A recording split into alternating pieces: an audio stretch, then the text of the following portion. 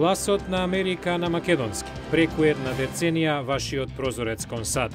А сега, директно од студиото во Вашингтон. Добро вечер. Го гледате ТВ журналот News Flash на Гласот на Америка на македонски јазик, а јас сум Лилица Китановска. Водата во океанот во близина на оштетената нуклеарна централа Фукушима покажала повеќе од 3000 пати поголема радиоактивност од дозволената, што веќе и не е вест. А Гадафи наводно напредува против опозицијата. Денеска официјални лица објавија дека водата во океанот, што покажала највисока радиоактивност досега, била примерок земен на околу 300 метри од централата Фукушима. Заменик директорот на Јапонската агенција за нуклеарна и индустријска безбедност ова го потврди, но рече дека областа е евакуирана, нема риболов таму и мала е веројатноста тоа да влијае на жителите. Јапонски представници велат дека интензивно се работи на откривање на скокот на радиоактивност на јодот во морската вода, собрана вчера, што регистрирала 3355 пати над законскиот лимит. А во Либија, бунтовниците велат дека биле принудени да се повлечат од клучното нафтено пристаниште Лас Ланув, откако силите лојални на лидерот Муамер Гадафи го обколиле градот. Новинските извештаи зборуваат за жестоки борби денеска во областа со силно гранатирање на провладините сили врз бунтовниците. Голем број бунтовници пребегале на исток во камиони, а вчера трупите кои го поддржуваат Гадафи напреднале во одбивањето и потиснувањето на антивладините сили, напаѓајќи со тенковски и артилериски оган и принудувајќи ги во панично бегство кон Расланов.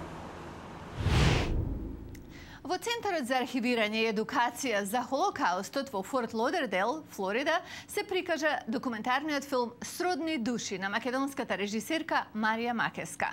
Тоа е сведоштво за едно од најголемите злосторства врз евреите од подрачјето на Македонија. Колегата Јане Бојаджиевски, кој беше таму по тој повод, вели филмот изнудил солзи, сеќавања и коментари во смисла никогаш да не се повтори. Еве го неговиот извештај.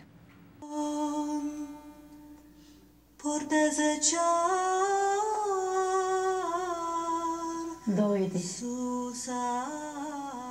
Фати ме за рака и одведе ме таму каде што си ти, светот на вечноста. 30-минутниот документарец е со емотивен набој за голготата на македонските евреи во Втората светска војна. Младата режисерка Марија Макеска се инспирирала од раскажувањата на нејзината баба, сведок на погромот на евреите од Македонија. Ова е филм за пријателство меѓу две девојчиња од разни вери, вистинско, искрено, длабоко.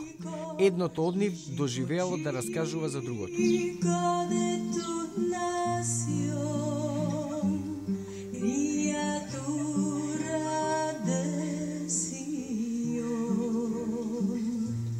Документарецот користи историски податоци за мерките на тогашната окупаторска власт против еврејската заедница во Македонија.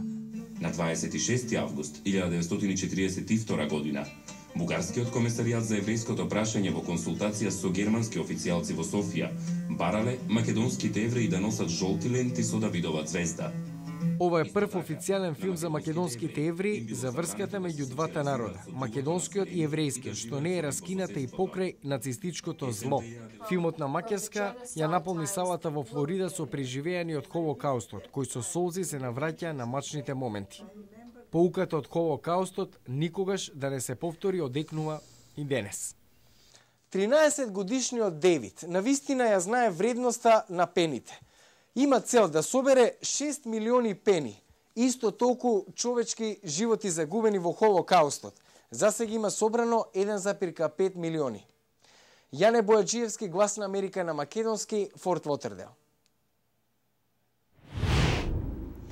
Раководителот на најголемата работничка организација во САД вели дека лоши трговски договори помагаат да се уништи американската средна класа. Председателот на AFL-CIO Ричард Трамка вели дека е потребен нов период да се стават работните места пред корпоративниот профит. Тој го изрази своето мислење среде дебатата во Вашингтон што се разгоре околу трговските договори со Јужна Кореја, Колумбија и Панама. Еве ги деталите. Во неговото обраќање до нацијата во јануари, председателот Барак Обама го поттикна Конгресот брзо да го ратификува договорот за слободна трговија со Јужна Кореја. Тој рече дека договорот ќе отвори нови пазари за американските добра. Затоа што колку повеќе извезуваме, толку повеќе работни места креираме дома.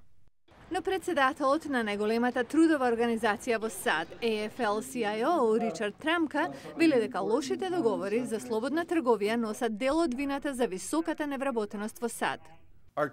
Нашата трговска и економска политика не им служи на интересите на САД како светска сила со раздавање на добри работни места или конкурентна предност што мора да ги имаме. Неговите забелешки доаѓаат во време кога законодавците се подготвуваат за дебата по повод ратификувањето на договорот со Јужна Кореја. Подржувачите велат дека ратификацијата ќе донесе сделка што значително ќе го зголеми извозот на автомобили од САД во регионот и ќе креира до 70.000 работни места. Трамка вели, многу поверојатно е дека договорот ќе испрети американски работни места надвор од земјата. Веруваме дека договорот ќе стави во ризик премногу добри работни места. Според Институтот за економска политика, договорот ќе не чини дополнителни 150.000 работни места. Трамка не е ни за ратификување на договорот со Колумбија, каде се убиени 51 трудов организатор минатата година. Администрацијата на Обама се надева дека договорите ќе бидат одобрени до 1 јули, кога сличен договор меѓу Европската унија и Јужна Кореја влегува во сила. Работничкиот синдикат лобира за нешто друго. Трговска политика, што ќе се фокусира не на корпоративен профит, туку на заштита на работните места за работниците. Нешто ново се случува во практикувањето на верата во САД, особено кога се работи за христијанството. Мега црквите веќе не се главно собиралиште. Новите генерации гравитираат кон нов израз на нивната спиритуалност. Христијаните во САД бараат поинтимно искуство со поинаков политички тон. Како денес се практикува религијата? Гледате утре во Newsflash.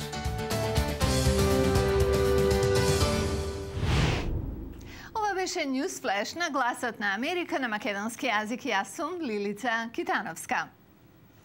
Продолжете да не следите на интернет. Нашата страница е glasnaamerika.com. Пријатна вечер.